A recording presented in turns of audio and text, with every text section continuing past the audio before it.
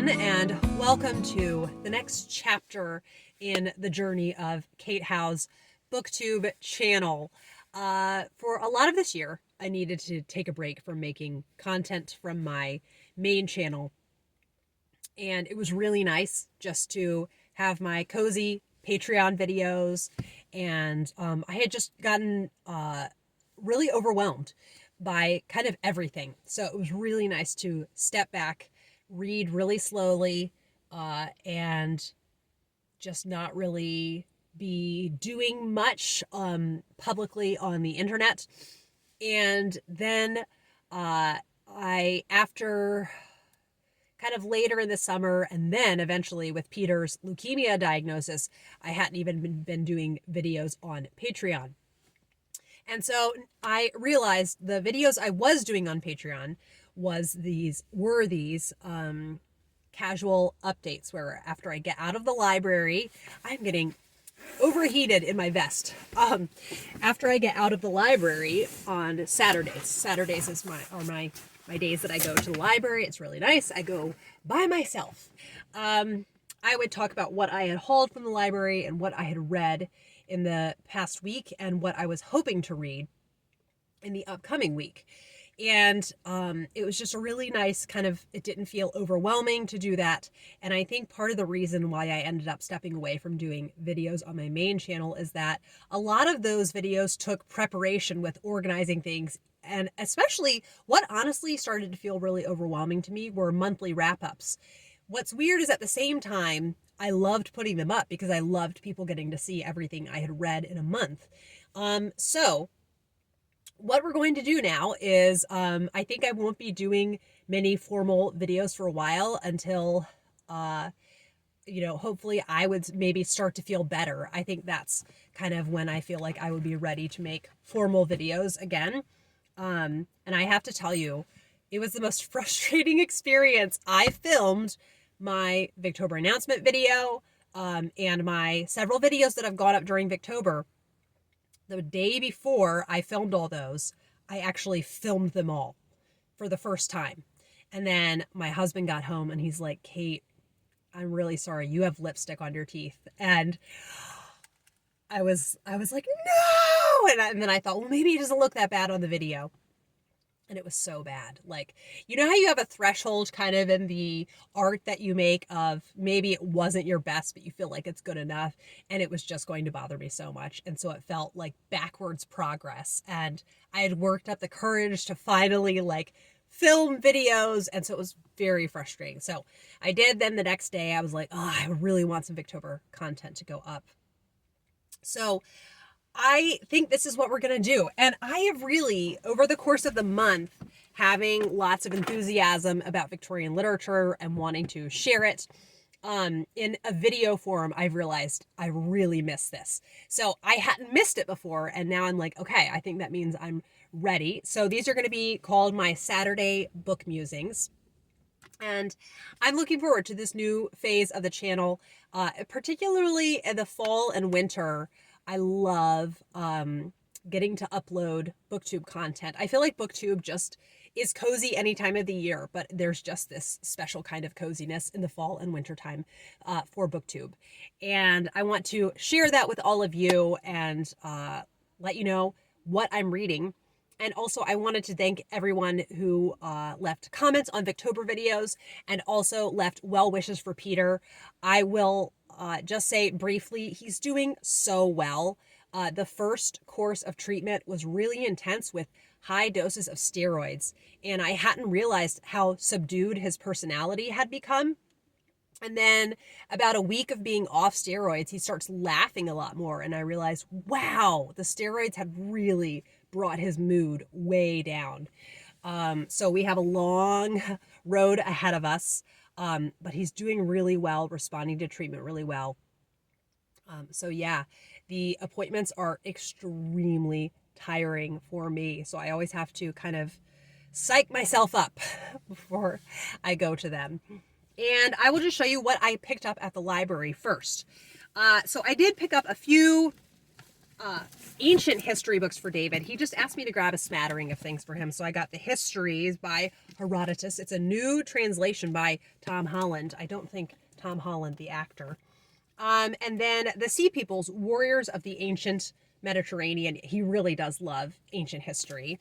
And then The Miracle of Freedom, 7 Tipping Points That Saved the World. Okay, as I'm going into the month of November, my plans are to continue to read some Victorian literature because I have my goal of getting to 200 Victorian books.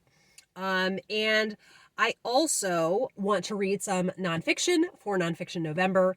And then I am really wanting to read some fantasy. So I'm very excited because in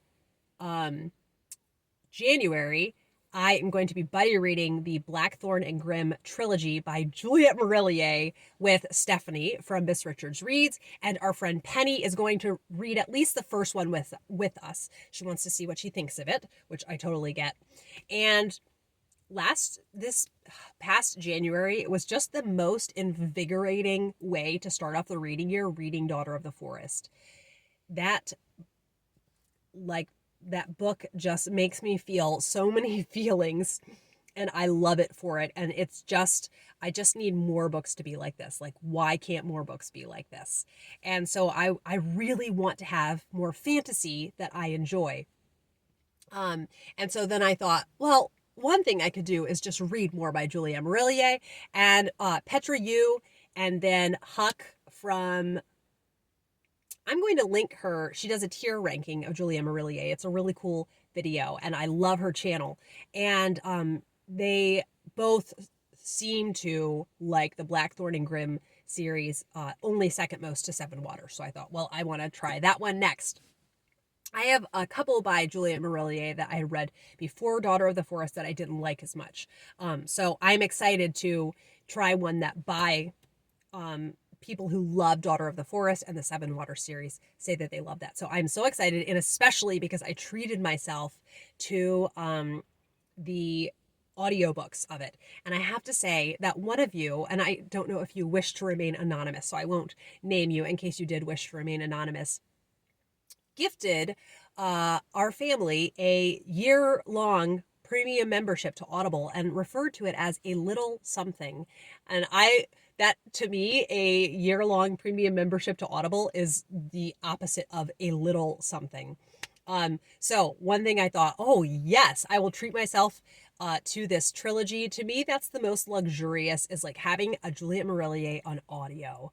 So I'm very excited to try out Blackthorn and Grimm. I don't really know much about it, and I don't have to. So anyhow, all to say, to tide me over before that, it just seemed appropriate to read it in winter. So I want to save that. I have been doing a little looking around, and I have to say Reddit is very useful when you're wanting to find books that are similar to books that you've read. So I said, books similar to Daughter of the Forest. But the bane of the fantasy genre is a lot of steamy scenes. And I'm just not interested. In some of the Seven Waters, there is some of the steaminess, but it's written in a different way. I don't know. Like, I want to know about their spirits and souls connecting. And I don't really need to be witness to the steaminess. That is a private thing. So that's why I love Daughter of the Forest. It's just mentioned at one point, and then we move on. And so I've tried a couple fantasy series and just felt not grown up enough to read them.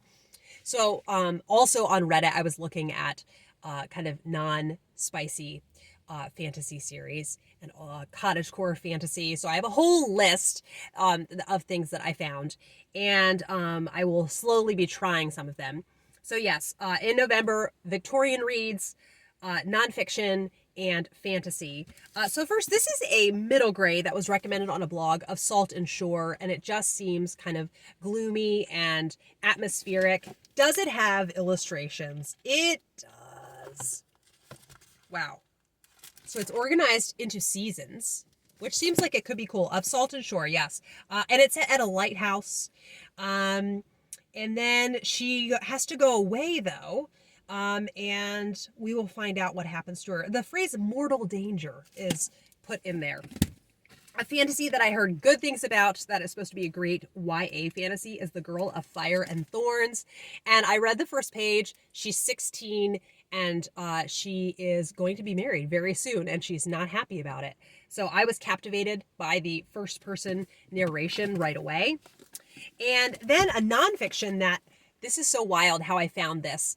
I was searching when I was reading Elizabeth Gaskell's letters. She was talking about a friend going into the London Hospital of Mesmerism, which that just as a chronically ill person, the rage that I felt when researching this Hospital of Mesmerism, it was just the fire of 1,000 suns. So that there is an author who's written about that. But she also wrote this book called No Man's Land, and it is the trailblazing women who ran Britain's most extraordinary military hospital during World War I. And I read a sample of this. It's written in a narrative style, and it sounds so fascinating because to me, times of tumult in the world, not only is it interesting to learn about men going and the battles that happened and just kind of how society as a whole is affected. So how did women who were not on the front lines, there were some women serving as nurses and just all sorts of cool ways that women were involved. And this is another amazing thing that they did. So that to me is fascinating. And I really liked the writing style. We will see what we think. Then a fantasy author that came up a couple times as kind of cottagecore-ish type fantasy is T. Kingfisher. So Thorn, Hedge, and Nettle and Bone. They seem kind of dark, so I will see what I think of them. Mercedes Lackey was recommended a couple times, so I've ordered through the library the first in a series, and I cannot remember, but it's about a girl who's training to be queen, I think. It's all swirling around in my head now. But the other one that I got that the library just had, I don't know if it's a good place to start, but I wanted to get it because it has to do with Cinderella, and it's the fairy godmother. And in this world, I think Cinderella, because of just different snags that happened in her story, ends up becoming a fairy godmother. And I really liked the writing from the sample that I read. So we'll see what happens. I would love to fall in love with more fantasy because when I enjoy it, it's so much fun to be in a very escapist world. So the most success I've had with fantasy, aside from Lord of the Rings, are fairy tale retellings. So we will see. Then for Peter, he's been reading a lot. And I thought he could maybe enjoy Marguerite Henry. So I got King of the Wind. Now, I will say, he loves to listen to classics being read. He doesn't necessarily like to read classics himself, but before he was sick, we had a system where he was reading 20 minutes a day of some book that I had selected. So maybe I would have him go through this at that rate. And then I thought Arthur especially would enjoy this, the Bedtime book of magical creatures, and it's just all about mythological creatures. And he loves any book with interesting pictures. And that seemed like one that he would enjoy. Then, let's see here. Oh, before Peter had really enjoyed Mr. Max. It's a Cynthia Voigt series. I don't know if any of you have read any Cynthia Voigt, but that's one that he enjoyed. And then another fantasy that was recommended multiple times was The Thief by Megan Whalen Turner. So we're going to see what I think of it. The cover is very uninspiring, I have to say. And there's another cover that shows a pocket watch. And that to me is so generic looking. So neither of the covers have been very captivating. Hopefully, though, the book itself is actually more captivating. So that is my library haul. And I do have a couple books that I've ordered for Nonfiction November that will be here next week. It's so fun to go to the library when there are holds to pick up. So now, jumping into, it's the last few days of Victober, which is crazy. And I have to say, I am so grateful that I have had an absolute blast this Victober. I haven't completely loved everything, but I have loved celebrating Victober and just reading and reading for Victober. So the one formal video I am planning on filming is a wrap up of Victober. But also, through my Patreon group, we did a Victober TBR talk, and everybody shared what they were hoping to read just before Victober started. And we all said how it would be fun to wrap things up. So I want to take a poll on which day would be best to do that. I think that could be really fun just to hear from everybody what they read. So a couple Halloween-y things that are not Victober related that I would enjoy reading. I started and did I not do a bookmark? I always do bookmarks, and I did not put one in here. I don't know what happened. 43 Old Cemetery Road, Over My Dead Body. I read the first one in this series last October, and it's just so fun and cute. This little boy lives in a house with an old curmudgeon and a ghost that lives upstairs. And it's very multimedia in format. So there's newspaper articles, there are letters and advertisements, and there's illustrations throughout. It's just very, very fun. So I really have enjoyed what I have read of this and want to keep going with it. And it's, I mean, so slim. And then one that I also read the first in last October and would like to continue is the Araminta Spooky series by Angie Sage. Angie Sage wrote the Septimus Heap series that I only have one book left before I complete that series, which is crazy. And Peter and David have both been reading it and keeping up with it. And she lives, it's a little bit like the Addams Family, like she wants to kind of be more normal. And there's also illustrations in this. There are ghosts that live in her old house, and she's friends with some of them, and it's just very charming and adorable and endearing. Now, very not charming and adorable and endearing is I want to read, I don't know if I would read the whole collection, but Don't Look Now by Daphne du Maurier. Mitzi from Mitzi Reads has talked about how much she enjoyed specifically Don't Look Now. And it looks like it is 58 pages. So there's other stories in here. I don't know if I would read them all. Daphne du Maurier can be so hit or miss for me. So we will see what I end up thinking of it. And yeah, those are kind of my Halloweenish reads. In addition to, I want to read The Canterville Ghost. I kind of would love to listen to Goblin Market. And finally, what is it called? The Fall of the House of Usher by Edgar Allan Poe. Those are my kind of Halloween things. So I think what I'm going to do is I love on a weekend afternoon to put on a show, put on a comfort watch, and organize my reading for the week. Make a big list of everything I'd like to read. And I almost never, follow it, but I just love to do that, kind of evaluate.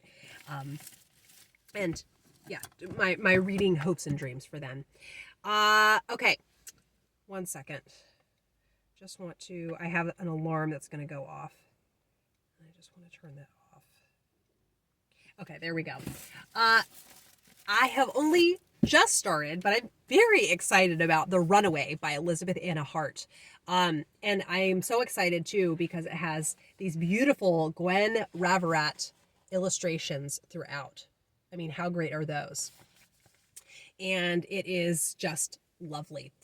So I am really enjoying this. The first chapter, we have met the runaway, and she meets another girl, and she asks her, please take me in. I can't stay at my terrible school anymore.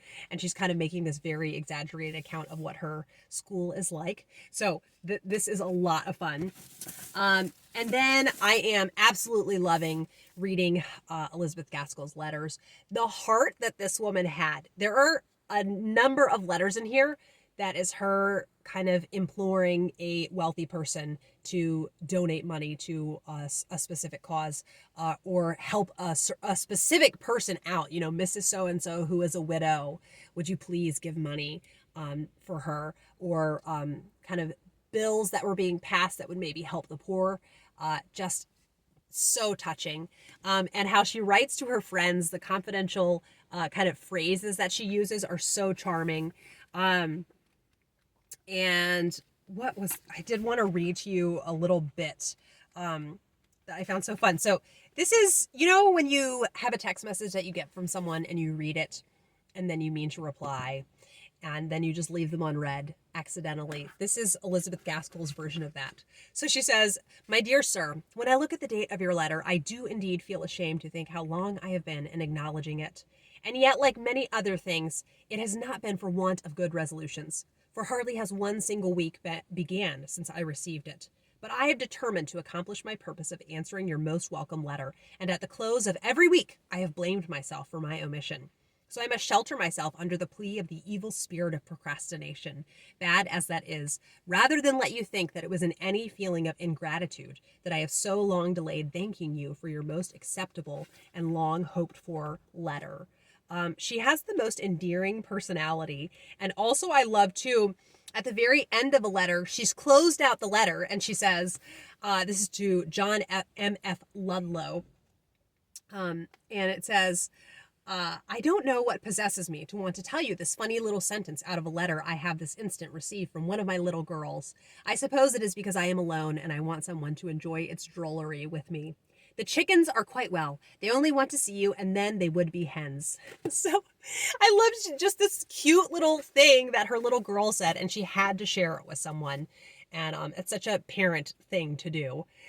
So yes, I am about 100 pages through this, and it's around 300 pages. So I think I'm not going to try to finish this by the end of October, just because I really want to enjoy the letters and savor them. And it's very appropriate for nonfiction November. So I will just, maybe by the end of November, I will have finished it. Let's see what else. Okay. A book that I didn't talk about in my TBR, but I have been reading slowly but surely with the boys, savoring, it's Victorian, Stories from the Fairy Queen by Mary McLeod. I can't really find a ton of information about her. And some sources say this is like a 1913 publication, but then other sources say no, that was a reprint. So I think this is in fact Victorian, and it's her retelling of The Fairy Queen by Spenser. And so it has been so fun to enjoy with the boys, and it has illustrations all throughout, and these beautiful, beautiful illustrations. And the boys are really enjoying this. And what I love is, so here we have In the Cave of Despair, and then you flip, and that's In the Cave of Despair. And then New Story Already, How the Red Cross Knight Came to the House of Holiness. And then New Story Already, The City of the Great King. So I love that it's really in bite-sized chunks. I always feel like it's really easy to get through one of the sections in a session, and it doesn't take much time. And speaking of The Cave of Despair, we were doing Ecclesiastes in our family devotions in the evening. In one section of it, he's really contemplating kind of the meaning of existence, and kind of is filled with existential dread. This is before the end of Ecclesiastes. I actually find Ecclesiastes very comforting. And as he's filled with existential dread, we were discussing that, and Peter said, "Hey, Mama, that's like the Cave of Despair and the Fairy Queen." And it just made me so happy that he made that connection. So yes, really enjoying reading this, reading through this with them. It is such a rich, rich story, and I love that they're going to have this background. And then in high school, when they're both in high school, I'm planning on us reading The Fairy Queen over the course of a year, and they'll have this background. Then something that was kind of unplanned, but I have really enjoyed it, is just, I think by the end of the month, I will have finished Poems and Prose by Christina Rossetti. Her poetry is just astoundingly beautiful, and it has been so fun to really savor this. I think it's been around a year it will have taken me to get through this. And I've had, kind of portions of time where I didn't read it as much. Maybe it's been longer than a year. Anyhow, it's been so fun. So I have the two sections that I have been dipping in and out of. So there's all of this up here. This has all been poetry. And then back here, she has some devotional writings, which have been so beautiful. And so I'm almost to the end of the devotional prose, and I have about 10 pages left of devotional prose, and then there are about 20 pages of letters. I wish there were so many more letters, because I just think I would just love to know endlessly about Christina Rossetti. So yeah, just a few more poems to finish. Oh, and then I meant to say there are a few short stories. So I did read Maud. And then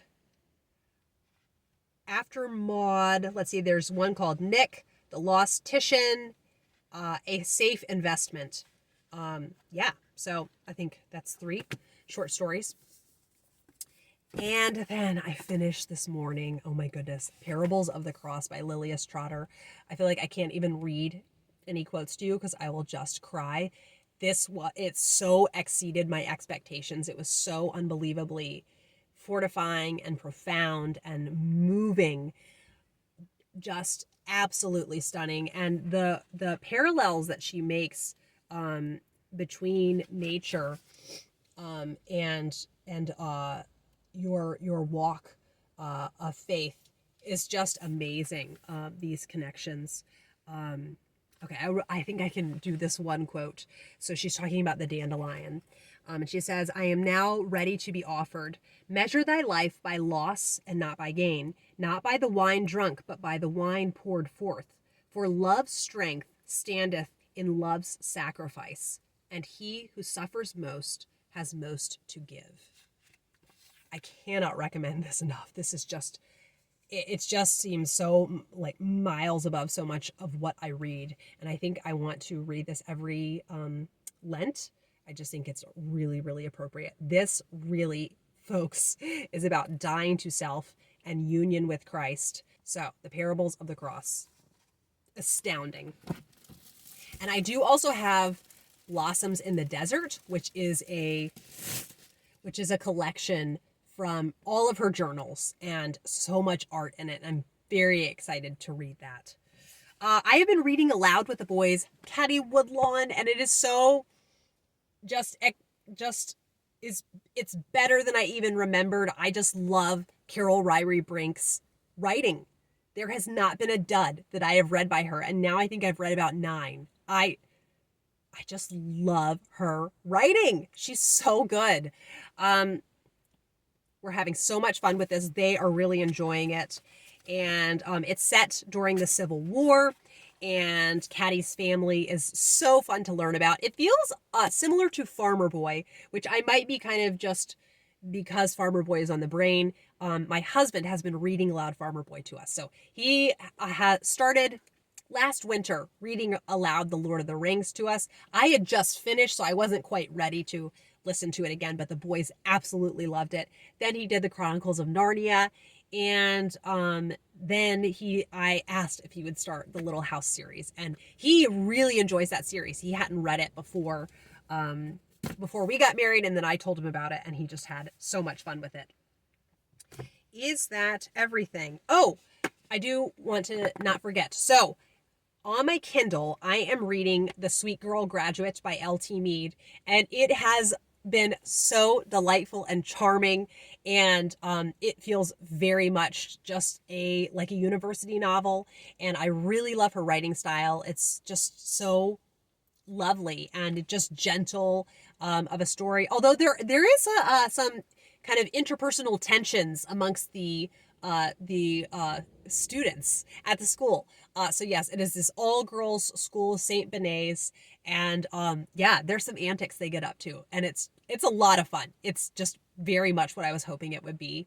And then lastly, I am going forward with my plan of having a book to recommend from every year of the Victorian era. There are a few years that I am stressed out about the lack of options.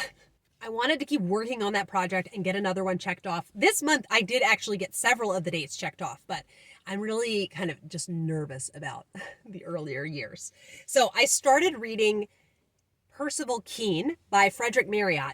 This is my Frederick Marryat book, first Frederick Marryat book, and I am excited to see what he's all about. And that's why I also love this project, because it's making me choose books that I wouldn't have otherwise chosen. And find some new kind of types of Victorian literature that I can enjoy, and new authors that I can enjoy. All very fun and exciting. So I do have the audiobook. I don't love the narrator, so I think I'll mostly do a Kindle. But if I want to kind of maximize my time that I can't be reading with my eyeballs, then I'll do that. So I have loved having Victober with a Kindle. It is just the biggest treat, because before I would have to read on my phone. And I think some people who have commented when I talk about Charlotte Mary Young, they say, oh, but you know, she's so hard to find physically and I don't like reading on a screen. I have to say, if you have not read with a Kindle and you're thinking it's going to be like a phone screen, it really does feel different. Like it really does. So if you were on the fence and thinking maybe you wanted to invest in an e-reader, I would really consider it. And it's just cozy to hold compared to a phone.